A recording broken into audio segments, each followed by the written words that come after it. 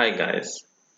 आज की इस वीडियो में हम ऑपरेटिंग सिस्टम के एक इम्पॉर्टेंट कॉन्सेप्ट डेडलॉक को डिस्कस करेंगे। जनरली डेडलॉक एक ऐसी सिचुएशन को कहा जाता है जिस सिचुएशन में किसी कन्फ्लिक्ट की वजह से किसी भी किस्म की कोई प्रोग्रेस परफॉर्म न की जा सके। जैसे कि हमारी गवर्नमेंट और अपोजिशन पार्टीज हर दूसरे इशू पे कोई ना कोई ऐसा कन्फ्लिक्ट डेवलप करती हैं कि कोई प्रोग्रेस परफॉर्म नहीं की जाती। ऐसी ही सिचुएशंस डेडलॉक कहलाती हैं। तो डेडलॉक को एक जनरल एग्जांपल के थ्रू डिस्कस करते हैं।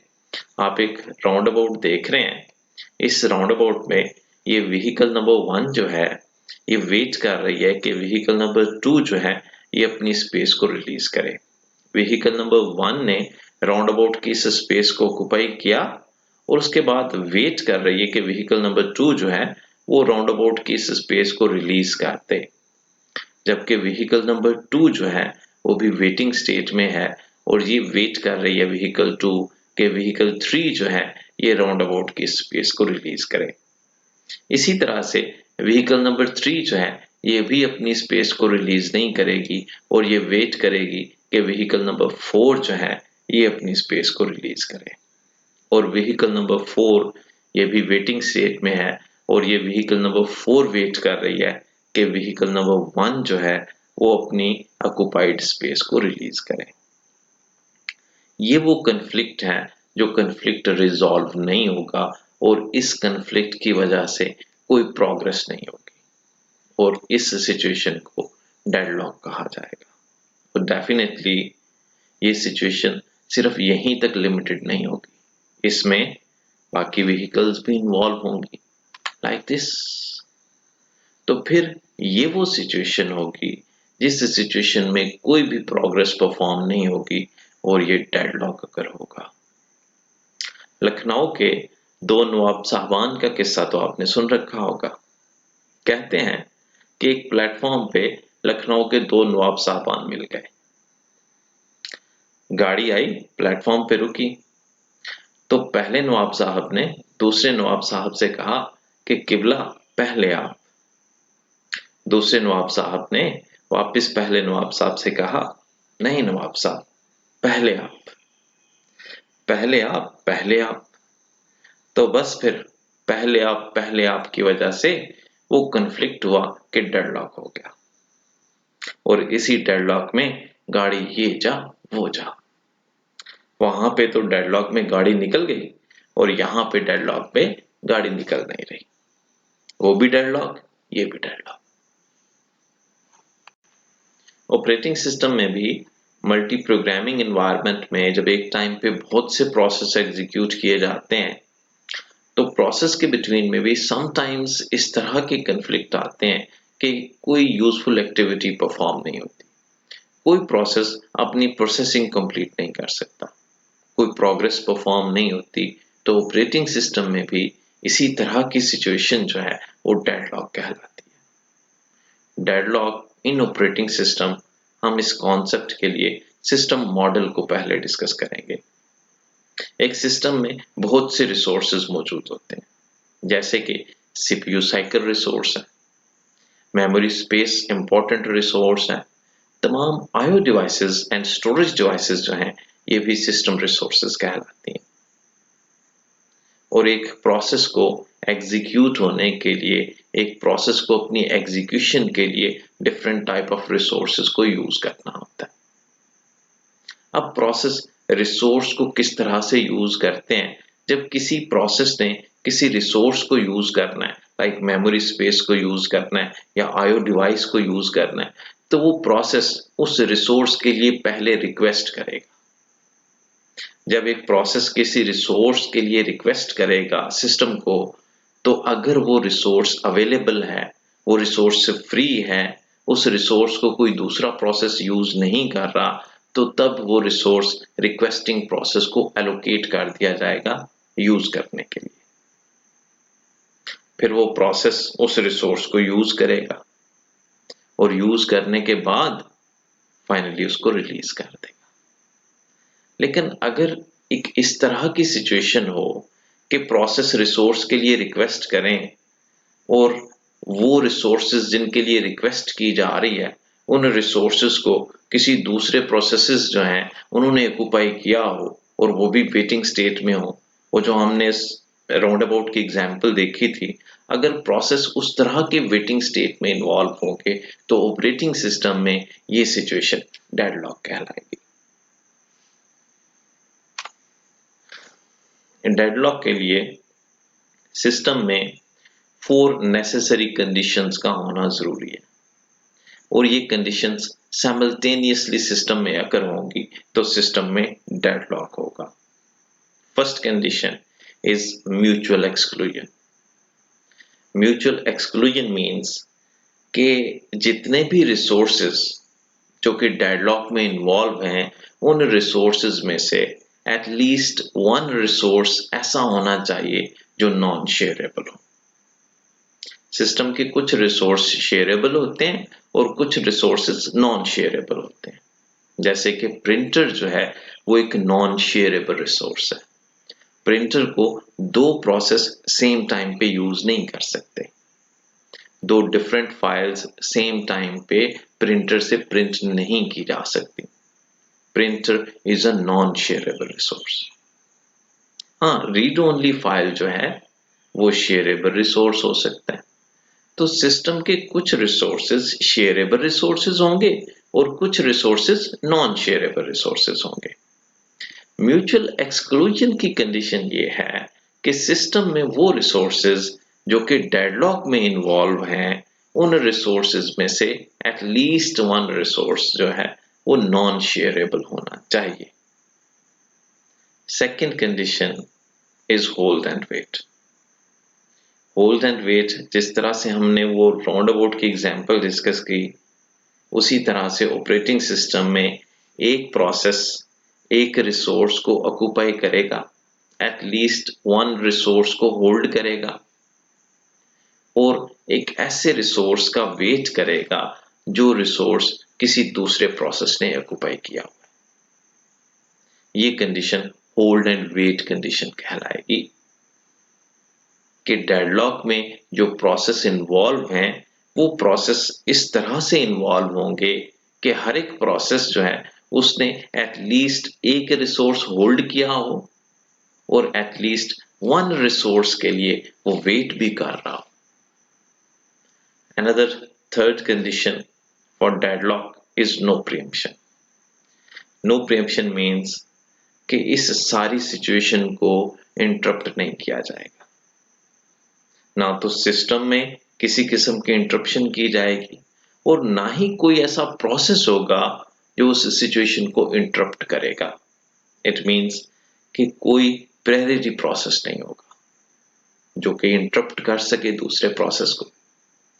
फोर्सफुली किसी भी प्रोसेस से रिसोर्स को रिलीज नहीं करवाया जाएगा। जैसे कि एक प्रोसेस ने एक रिसोर्स को ऑक्यूपाई कर लिया और उसके बाद वो किसी दूसरे प्रोसेस के ऑक्यूपाइड रिसोर्स के रिलीज होने का वेट कर रहा है, तो दोनों में से किसी प्रोसेस को या किसी भी रिसोर्स को रिलीज नहीं करवाया जाएगा।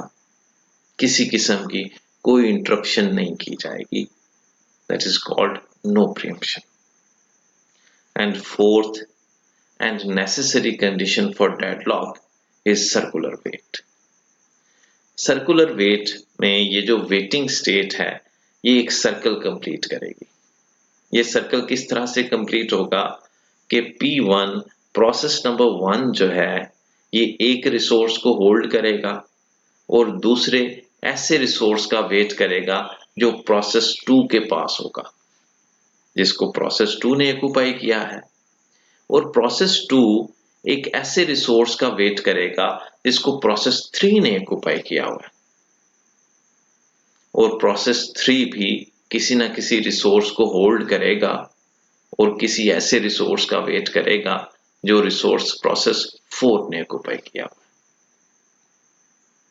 और प्रोसेस 4 एक ऐसे रिसोर्स का वेट करेगा जिसको नेक्स्ट प्रोसेस n-1 ने ऑक्यूपाई किया हुआ है, और प्रोसेस n-1 एक ऐसे रिसोर्स का वेट करेगा जो कि प्रोसेस n ने ऑक्यूपाई किया हुआ है, और प्रोसेस एन वापस प्रोसेस 1 के रिसोर्स रिलीज होने का वेट करेगा और ये सिचुएशन सर्कुलर वेट कहलाएगी।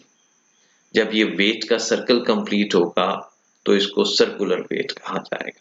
तो ऑपरेटिंग सिस्टम में डेडलॉक अकर होने के लिए इन 4 कंडीशंस का साइमल्टेनियसली अकर होना मस्ट है कि ये चारों कंडीशंस जो हैं ये अगर सिस्टम में सेम टाइम पे अकर होंगी, म्यूचुअल एक्सक्लूजन भी होगी, होल्ड एंड वेट भी होगा, नो प्रीएम्पशन भी होगी, सर्कुलर वेट भी होगा, तो सिस्टम में पॉसिबिलिटी ऑफ डेडलॉक होगी। सर्कुलर वेट को आप इस डायग्राम से भी समझ सकते हैं। ये प्रोसेस 1 P1 एक ऐसे रिसोर्स का वेट कर रहा है जो कि P2 ने ऑक्युपाई किया हुआ है और P2 ने भी एक रिसोर्स को ऑक्युपाई किया और P2 एक ऐसे रिसोर्स का वेट कर रहा है जो कि P3 ने ऑक्युपाई किया हुआ है और P3 ने जिस रिसोर्स के लिए रिक्वेस्ट किया है वो प्रोसेस P4 ने ऑक्युपाई किया हुआ है एंड प्रोसेस 4 जिस रिसोर्स का वेट कर रहा है वो प्रोसेस n-1 ने ऑक्युपाई किया हुआ है और प्रोसेस n-1 प्रोसेस n के रिसोर्स रिलीज होने का वेट कर रहा है और ये लास्ट प्रोसेस जो है ये वापस फर्स्ट प्रोसेस के रिसोर्स रिलीज होने का वेट कर रहा है। जब वेटिंग इस तरह से एक सर्कल कंप्लीट कर लेगी तो इसको सर्कुलर वेट कहा जाएगा। तो ये 4 कंडीशंस जो हैं जब ये सिस्टम में फुलफिल होंगी, कंप्लीट होंगी, साइमल्टेनियसली कंप्लीट होंगी, तब सिस्टम में डेडलॉक की पॉसिबिलिटी होगी। सिस्टम मॉडल को ग्राफिकली रिप्रेजेंट करने के लिए एक मेथड यूज किया जाता है जिसको रिसोर्स एलोकेशन ग्राफ कहा जाता है। रिसोर्स एलोकेशन ग्राफ के थ्रू हम उन तमाम प्रोसेस और उन तमाम रिसोर्सेज एंड रिक्वेस्ट्स को ग्राफिकली रिप्रेजेंट कर सकते हैं जो कि डेडलॉक में इन्वॉल्व होंगे।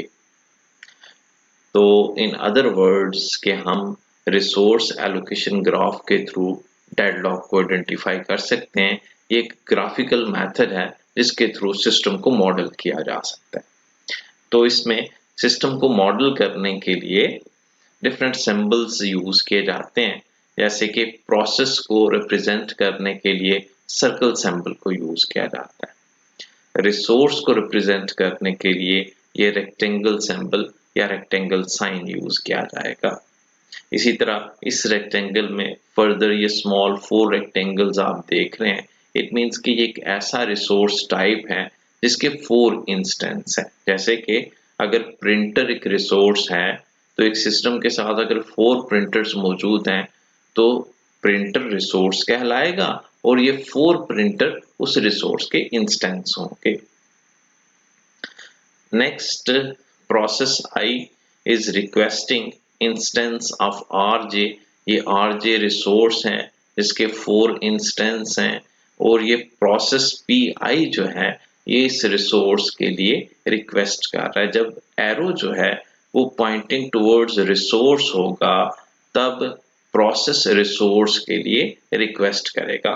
तो प्रोसेस की रिक्वेस्ट को रिप्रेजेंट करने के लिए ये एरो को यूज किया जाएगा, जो एरो पॉइंटिंग टुवर्ड रिसोर्स होगा।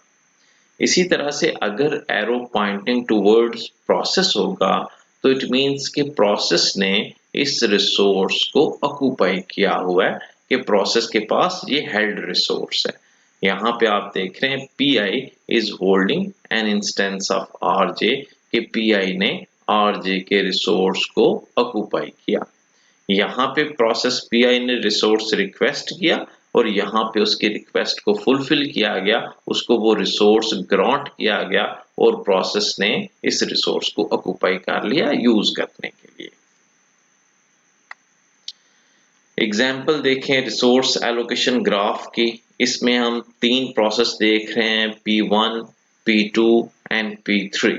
ये 3 प्रोसेस हैं और यहाँ पे ये रिसोर्सेज हैं जिनको रेक्टेंगल फॉर्म में रिप्रेजेंट किया जा रहा है। R1 is the resource, R2 is the resource, R3 is the resource and R4 is the resource। ये 4 resources हैं और 3 process हैं सिस्टम में। R2 जो है इसके 2 इंस्टेंस हैं, जैसे ये 2 डॉट्स आप देख रहे हैं, तो ये 2 इंस्टेंस हैं। यहाँ पे एक डॉट है, यहाँ पे एक डॉट है। तो डॉट या रेक्टेंगल से विद इन अ रेक्टेंगल जो रेक्टेंगल होगी या विद इन अ रेक्टेंगल जो डॉट होगा वो नंबर ऑफ इंस्टेंस को रिप्रेजेंट करेगा। और 4 जो है इसके 3 इंस्टेंस हैं। अब ये arrow towards pointing towards resource है, इट मींस के प्रोसेस 1 जो है वो R1 के लिए रिक्वेस्ट भेज रहा है कि प्रोसेस 1 R1 को यूज करना चाहता है। तो इसके लिए प्रोसेस 1 सबसे पहले क्या करेगा, रिसोर्स 1 के लिए रिक्वेस्ट भेजेगा। इसी तरह प्रोसेस 1 के अगर आप रिसोर्स नंबर 2 के एरो पॉइंटिंग को देखें तो ये एरो पॉइंटिंग टुवर्ड्स प्रोसेस है। इट मींस के प्रोसेस 1 ने R2 के एक इंस्टेंस को ऑक्यूपाई किया हुआ। ये इंस्टेंस इस वक्त प्रोसेस 1 के पास है और प्रोसेस 1 R1 के लिए भी रिक्वेस्ट कर रहा है और R1 का एक ही इंस्टेंस है जिसको प्रोसेस 2 ने ऑक्यूपाई किया हुआ है। तो प्रोसेस 2 ने पहले रिक्वेस्ट भेजी थी, वो रिक्वेस्ट प्रोसेस हो चुकी है, रिक्वेस्ट ग्रांट कर दी गई है और प्रोसेस 2 जो है उसने R1 को ऑक्यूपाई किया हुआ है। अब प्रोसेस 1 जो है वो वेट करेगा जब तक ये R1 रिलीज नहीं होगा, तब तक प्रोसेस 1 इसको यूटिलाइज नहीं कर सकता। नेक्स्ट यहाँ पे देखें तो प्रोसेस 2 जो है ये भी एक रिसोर्स के लिए रिक्वेस्ट कर रहा है, एरो पॉइंटिंग टुवर्ड्स रिसोर्स 3। जो रिसोर्स 3 है उसके लिए प्रोसेस 2 रिक्वेस्ट कर रहा है, प्रोसेस 2 को ये रिसोर्स रिक्वायर्ड है। और यहाँ पे ये एरो आप देख रहे हैं R2 से एरो पॉइंटिंग टुवर्ड्स प्रोसेस है। इट मींस के प्रोसेस P2 जो है उसने R2 रिसोर्स का सेकंड इंस्टेंस जो है उसको ऑक्यूपाई किया हुआ है। एक इंस्टेंस जो था उसको P1 ने ऑक्यूपाई किया हुआ है और एक इंस्टेंस जो है उसको P2 ने ऑक्यूपाई किया हुआ है। R3 रिसोर्स जो है इसका जस्ट 1 इंस्टेंस है और ये इंस्टेंस जो है इसको P3 ने ऑक्यूपाई किया हुआ है। It's a pointing towards P3। अब यहाँ पे अगर आप देखें तो P3 नेक्स्ट किसी रिसोर्स के लिए रिक्वेस्ट नहीं कर रहा, तो P3 hold and wait condition जो थी कि हर प्रोसेस ने एटलीस्ट 1 रिसोर्स को होल्ड किया हो और 1 रिसोर्स का वेट कर रहा हो। तो P3 किसी भी वेटिंग स्टेट पे नहीं है, P3 किसी का वेट नहीं कर रहा। तो फाइनली P3 कंप्लीट होगा और R3 रिसोर्स जो है उसको रिलीज कर देगा। R3 रिसोर्स को P2 ऑक्यूपाई करेगा, P2 अपनी प्रोसेसिंग कंप्लीट कर लेगा, उसके बाद P2 अपने दोनों रिसोर्सेज को रिलीज कर देगा, R3 को भी रिलीज कर देगा और इसी तरह से P2 जो है R1 को भी रिलीज कर देगा, R2 को भी रिलीज कर देगा। उसी के बाद उसी तरह से P1 जो है वो भी अपनी प्रोसेसिंग कंप्लीट कर लेगा। तो ये रिसोर्स एलोकेशन ग्राफ है जिसके थ्रू हम सिस्टम को मॉडल कर सकते हैं। अगर डेडलॉक या डेडलॉक की पॉसिबिलिटी है तो उसको आइडेंटिफाई किया जा सकता है। अनदर एग्जांपल देखें, resource allocation graph with a deadlock. इस एग्जांपल में और इस एग्जांपल में जस्ट एक डिफरेंस है और वो डिफरेंस ये है कि प्रोसेस P3 जो है यहाँ पे ये भी वेटिंग स्टेट में है। प्रोसेस P3 अब जो है रिक्वेस्ट कर रहा है किसके लिए, R2 रिसोर्स के लिए। और R2 रिसोर्स जो है इसके 2 इंस्टेंस हैं, एक इंस्टेंस P2 ने ऑक्यूपाई किया हुआ है और एक इंस्टेंस जो है वो P1 ने ऑक्यूपाई किया हुआ है।